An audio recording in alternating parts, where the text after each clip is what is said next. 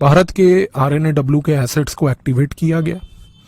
भारत का जो RNAW का स्टेशन चीफ बांग्लादेश में था, उसने अपने हाथ में कमान संभाली। वो भी मोदी जी ने वहां भी बोला है, भैया बहुत हो गया, वी नो कि आपने पाकिस्तान में भी रिजीम चेंज करने की बात करी है, बांग्लादेश में कर रहे हो, हमारे देश के अंदर भी आप इंटरफेयर कर रहे हो, stop interfering, otherwise we will start interfering into other matters also जो आपको अच्छे नहीं लगेंगे। हमने अवामी लीग को बोला कि देखिए आपकी एक ओपोनेंट है जतिया पार्टी, एक फ्रेंडली कॉन्टेस्ट कर लो, आने तो जतिया पार्टी को, जीतोगे तो आप ही। हमने भरोसा दिलाया अवामी लीग को, आप निश्चिंत रहो, जिताएंगे आपको, जितनी कोशिश होगी करेंगे, घबराने की आवश्यकता नहीं। लेकिन जतिया को एक फ्रेंडली कॉन्टेस्ट करने दो। जतिया को भी समझा दिए, आप अगर इस्लामिस्ट का एजेंडा चलाओगे, अगर आप BNP के साथ और अगर मान लीजिए जमात के साथ खड़े होकर बहिष्कार करोगे चुनाव का, तो बहिष्कार तो कर लोगे, पर यह मत भूलना कि सरकार तो अवामी लीग की आएगी तो हसीना शेख, उसके बाद फिर आपका क्या होगा इसके बारे में हम गारंटी नहीं देंगे। कि बांग्लादेश जो है उसके जो फॉरेन मिनिस्टर हैं वो अपने पहले विजिट पे इंडिया आ रहे हैं टू से thank you India. Welcome back to Prime News. In Bangladesh's recent general election, Prime Minister Sheikh Hasina and her Awami League party secured a resounding victory, winning 223 out of 300 parliamentary seats. This result was largely expected due to the boycott of the main opposition, Bangladesh Nationalist Party (BNP) and its allies. With this win, Hasina will become Prime Minister for the 5th time overall and the 4th consecutive term, earning her the title of the world's longest-serving female head of government. India has warmly embraced these election results, and Prime Minister Narendra Modi has extended his congratulations to Sheikh Hasina on the significant achievement. Hasina's victory holds crucial importance for India's security interests, considering the shared border between the two nations. Bangladesh shares borders with West Bengal, Assam, Meghalaya, Tripura, and Mizoram. The expensive and porous nature of this border possesses challenges such as infiltration, human trafficking, and the promotion of terrorist activities. Under Sheikh Hasina's leadership, she has played a pivotal role in easing India's security concerns through stringent policies against insurgents, terrorists, and separatists. Contrasting with previous governments in Bangladesh, Sheikh Hasina's administration has been notably supportive of India on matters related to security and terrorism. During Khalid Zia government in Bangladesh, terrorism posed a major challenge for India. And interestingly, the US had vested interests in seeing Sheikh Hasina's government ousted. Join us as we delve into the reasons behind India's reliance on Sheikh Hasina's government for regional stability and security, while also exploring the dynamics of US involvement and interests in Bangladesh's political landscape. America आज की date में शेख हसीना को पसंद नहीं करता। क्यों? 2 कारण है। पहला, अमेरिका बार बार ये बात बोलता है कि भाई शेख हसीना जो है ये चाइना को बहुत ही ज्यादा कोट करती है, इंडिया को बहुत ज्यादा कोट करती है, तो हमें ऐसा लीडर नहीं चाहिए जो चाइना को और इंडिया को ज्यादा कोट करे। हमें एक ऐसा लीडर चाहिए, अमेरिका बोलता है, जो केवल और केवल हमारे को कोट करे, यानी कि हमारे साथ ही रिश्ते रखे। अच्छा, दूसरा, और ये है असली रीजन जिसकी वजह से बेसिकली अमेरिका को बांग्लादेश पसंद नहीं है। पिछले साल जुलाई के महीने में 2023 में भारत और बांग्लादेश ने एक रूपी ट्रेड एग्रीमेंट साइन किया। बांग्लादेश जितना भी भारत के साथ ट्रेड करता है वो पेमेंट रुपए में कर सकता है। अभी तक समस्या क्या आती थी, जब बांग्लादेश के किसी ट्रेडर को भारत से कुछ इंपोर्ट करना होता था तो वो अपने बांग्लादेश की जो करेंसी है, बांग्लादेशी टका, उसको पहले डॉलर में कन्वर्ट करता था। इसको डॉलर में कन्वर्ट करने के बाद फिर उन डॉलरों को रुपए में कन्वर्ट करता था और फिर वो रुपए से वो चीज खरीदता था। इस पूरे ट्रांजैक्शन के प्रोसेस में एक व्यापारी के लिए 6% का फजूल का खर्चा होता था। पिछले साल भारत की सरकार ने यह निर्णय लिया कि आप डायरेक्टली रुपए में पेमेंट कीजिए, आप डॉलर काटिए, पूरा हटाइए उसको। अब भारत को इसके लिए क्या फायदा हुआ? भारत के लिए सबसे बड़ा फायदा ये हुआ कि भारत की करेंसी अगर बांग्लादेश में चलेगी तो भारत का जो रुपया है वो इंटरनेशनलाइज होगा। दूसरा, अगर भारत का रुपया इंटरनेशनलाइज होगा तो ये किसके पैर के ऊपर रख के होगा? ये होगा अमेरिकन डॉलर के। तो अमेरिका को असली मिर्ची लगी ही तब, और अमेरिका ने ये बात तब देखी कि भैया ये तो बांग्लादेश और भारत एक दूसरे के साथ मिलके यूएस डॉलर को बाहर कर रहे हैं, यानी कि ये तो डॉलर का दबदबा इस पूरे साउथ एशिया के रीजन से हटाने की कोशिश कर रहे हैं। और अमेरिका को ये लगने लगा कि भाई कल को अगर मान लीजिए बांग्लादेश और भारत इस चीज में सक्षम हो जाते हैं तो कल को भारत यही गेम प्लान मान लीजिए भूटान के साथ, नेपाल के साथ, श्रीलंका के साथ, इन लोग के साथ भी करेगा। तो भारत कहीं ऐसा तो नहीं कि रीजनल हेगेमोन बन जाएगा और अपने इंटरनेशनल करेंसी जो है रुपी उसको इंटरनेशनलाइज करने में एकदम पावरफुल हो जाएगा। क्योंकि अमेरिका को जब ये चीज की मिर्ची लगी तो उसको समझ आ गया कि शेख हसीना को हटाना पड़ेगा। तो अमेरिका ने एक गेम प्लान रचा। पिछले साल उसने सबसे पहले अपना ह्यूमन राइट्स की जो उसकी असिस्टेंट सेक्रेटरी ऑफ स्टेट है उसको बेसिकली, जिसका नाम है उजरा ज़िया, उसको पहले बांग्लादेश भेजा। ये अमेरिकन ऑफिशियल बांग्लादेश गई, इसने जाकर वहां पर हाहाकार मचाया कि बांग्लादेश में ह्यूमन राइट वायलेशन हो रहा है, बांग्लादेश में जो है इस्लामिस्ट्स के ऊपर वायलेशन हो रहा है। अच्छा, जब उजरा ज़िया का ये गेम प्लान बांग्लादेश में फेल हो गया तो फिर अमेरिका ने अपनी दूसरी चाल चली।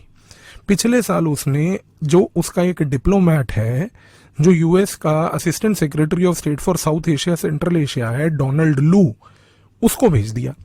अब डोनाल्ड लू जो है इसका नाम बड़ा खराब है। इसका नाम इसलिए खराब है क्योंकि इसने इमरान खान की सरकार को गिराया था पाकिस्तान में अभी, और डोनाल्ड लू को जनरली रेजिम चेंजर डिप्लोमेट बोला जाता है। तो जब ये बांग्लादेश आया तो बांग्लादेश के अंदर एक बड़ी खलबली सी मची कि भैया बांग्लादेश में ये रेजिम चेंजर डिप्लोमेट पहुंचा है। और भूलिएगा मत, यही रेजिम चेंजर डिप्लोमेट से मुलाकात राहुल गांधी के साथ भी हुई थी। तो ये रेजिम चेंजर डिप्लोमेट डोनाल्ड लू जो है, इसकी बेसिकली अगर आप देखें तो हरकतें वैसे भी बड़ी खराब है। अब यही बंदे ने बांग्लादेश जाकर शेख हसीना को थ्रेटन किया कि भाई देखिए, ये जो आपने रूपी ट्रेड किया भारत के साथ और ये जो आप चाइना को इतना एंगेज करके उसके साथ प्रोजेक्ट्स कर रहे हैं, हमको बिल्कुल पसंद नहीं है, हम आपको हटा देंगे। अब जब ये हुआ तो भारत को समझ आ गया लगी। और जैसे जैसे बांग्लादेश में इलेक्शन नजदीक आने लगा, इलेक्शन के नजदीक आते सार अमेरिका ने पिछले साल नवंबर दिसंबर में एक नया कैंपेन चलाया CIA के थ्रू। और ये कैंपेन 3 पॉइंट्स का था। पहला पॉइंट तो ये था कि अमेरिका ने जाकर अवामी लीग के खिलाफ जितनी पार्टियां थीं उनसे जाकर बातचीत करनी शुरू करी। अब बाकी पार्टियां कौन थी? जतिया पार्टी, बांग्लादेश नेशनलिस्ट पार्टी और जमात। इन 3 पार्टियों से अमेरिका के डिप्लोमेट्स मिलने शुरू हुए। अच्छा, इनके कंपटीशन में खड़ा था अवामी लीग। दूसरा, अमेरिका ने जमात को, बांग्लादेश नेशनलिस्ट पार्टी को और जतिया पार्टी को, इन तीनों पार्टियों को बांग्लादेश में बोलना चालू किया कि अब 2024 की जनवरी में चुनाव है, शेख हसीना उस चुनाव को लड़ेगी, आप लोग जो है जमात, बांग्लादेश नेशनलिस्ट पार्टी और जतिया पार्टी, आप लोग चुनाव को बॉयकॉट करो, इसका बहिष्कार करो, आप चुनाव में भागी मत लो। अब उन तीनों पार्टियों ने, आप सोचिए कि पिछले साल अक्टूबर के महीने में 2023 में अनाउंस कर दिया कि हम 2024 में चुनाव नहीं लड़ेंगे। अमेरिका ने फिर तीसरा पॉइंट बोलना चालू करा। अमेरिका ने एक नैरेटिव चालू कर दिया कि भाई बांग्लादेश में फ्री एंड फेयर इलेक्शन होना चाहिए, फ्री एंड फेयर इलेक्शन। और चौथा पॉइंट जो उन्होंने बोला उससे इनका गेम प्लान क्लियर हो गया। चौथा पॉइंट उन्होंने ये बोला कि फ्री एंड फेयर इलेक्शन तो तभी होगा भाई जब जो बांग्लादेश में ओपोनेंट पार्टीज हैं शेख हसीना अवामी लीग की, जिसमें जतिया पार्टी, BNP, जमात है, जब ये भी भागीदारी करें। क्योंकि अगर ये लोग मान लीजिए इलेक्शन में भागीदार नहीं बनेंगी तो शेख हसीना जो है फिर तो वो एक प्रकार की डिक्टेटर डेमोक्रेट हो जाएंगी। क्योंकि अगर बाकी पार्टियां मान लीजिए बहिष्कार करती हैं इलेक्शन का तो अमेरिका को एक बहुत जबरदस्त पॉइंट मिल जाता है ये बात बोलने का कि इलेक्शन तो फेयर एंड फ्री था ही नहीं, क्योंकि फेयर एंड फ्री इलेक्शन में तो सारी पार्टियां जो है भाग लेती हैं। यहां पर तो अगर आपकी अपोजिशन पार्टियां आपका आउटराइटली बहिष्कार कर रही हैं, तो इससे ये चीज तो प्रूव हो रही है कि फ्री एंड फेयर इलेक्शन था ही नहीं। अब जब भारत की रिसर्च एंड एनालिसिस विंग को ये बात समझ आई कि भैया यहां तो गेम प्लान कुछ ऐसा है कि भैया यहां तो फ्री एंड फेयर इलेक्शन के नाम पर अगर मान लीजिए शेख हसीना जीत भी गई तो अमेरिका जो है जमात, बीएनपी और जतिया पार्टी का प्रयोग करके शेख हसीना की सरकार गिरा देगा कल को। तो अब भारत की आरएनएडब्ल्यू के लिए सबसे बड़ा टास्क पिछले साल ये था कि किसी तरीके से फ्री एंड फेयर इलेक्शन हो। अब फ्री एंड फेयर इलेक्शन कैसे होगा? उसका तरीका तो सिंपल है। तरीका ये है कि भाई जो बांग्लादेश नेशनलिस्ट पार्टी, जमात और जतिया पार्टी है, इनमें से कोई ना कोई आके इलेक्शन लड़ ले अवामी लीग के खिलाफ। अच्छा, अब भारत जो तो अवामी लीग से एंगेज करते हुए आए हैं, तो हम अवामी लीग से ही एंगेज करते थे। हमारा एंगेजमेंट बीएनपी से, खलीदा जिया से, क्योंकि वो इस्लामिस्ट एजेंडा चलाती है और जमात वो इस्लामिस्ट एजेंडा चलाते हैं, तो उनसे तो कभी था ही नहीं। तो हमने, भारत की आरएनएडब्ल्यू ने पिछले साल एक निर्णय ले लिया, हम कुछ भी कीजिए बीएनपी और जमात से तो बात ही नहीं करेंगे।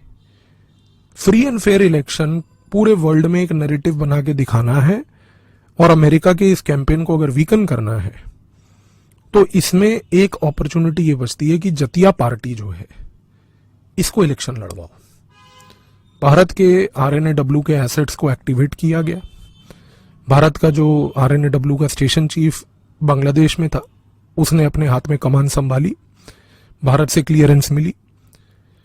जतिया पार्टी के दो बड़े लीडर, सबसे पहला जीएम कादिर और दूसरा मुजबुल हक चुन्नू, इन दोनों से मुलाकात करी। हमने इनको सीधी सीधी बात बोली कि देखिए साहब, ऐसा है, हमें बांग्लादेश से कोई लेन देन नहीं है, कोई भी सरकार आए, हमें सिर्फ ये चाहिए कि जो सरकार बांग्लादेश में आए वो किसी प्रकार का भारत के खिलाफ नैरेटिव नहीं चलाएगी। अगर तो कोई ऐसी सरकार आई जो भारत के खिलाफ नैरेटिव चलाएगी, फिर उस सरकार को हम अपने हिसाब से देखेंगे, क्योंकि वो सरकार कुछ बहुत ज्यादा समय फिर नहीं टिक पाएगी। इस कारण से हमने अवामी लीग को बोला कि देखिए, आपकी एक ओपोनेंट है जतिया पार्टी, एक फ्रेंडली कॉन्टेस्ट कर लो, आने तो जतिया पार्टी को, जीतोगे तो आप ही। हमने भरोसा दिलाया अवामी लीग को, आप निश्चिंत रहो, जिताएंगे आपको, जितनी कोशिश होगी करेंगे, घबराने की आवश्यकता नहीं। लेकिन जतिया को एक फ्रेंडली कॉन्टेस्ट करने दो। जतिया को भी समझा दिए, आप अगर इस्लामिस्ट का एजेंडा चलाओगे, अगर आप बीएनपी के साथ और अगर मान लीजिए जमात के साथ खड़े होकर बहिष्कार करोगे चुनाव का, तो बहिष्कार तो कर लोगे, पर यह मत भूलना कि सरकार तो अवामी लीग की आएगी तो हसीना शेख, उसके बाद फिर आपका क्या होगा इसके बारे में हम गारंटी नहीं देंगे। 5 से 10 दिन की मुलाकात थी। 5 से 10 दिन पहले ऐसा परिस्थिति था कि जीएम कादिर ने और मुजबुल हक चुन्नू ने पब्लिकली अनाउंस कर दिया था कि हम चुनाव का बहिष्कार कर रहे हैं।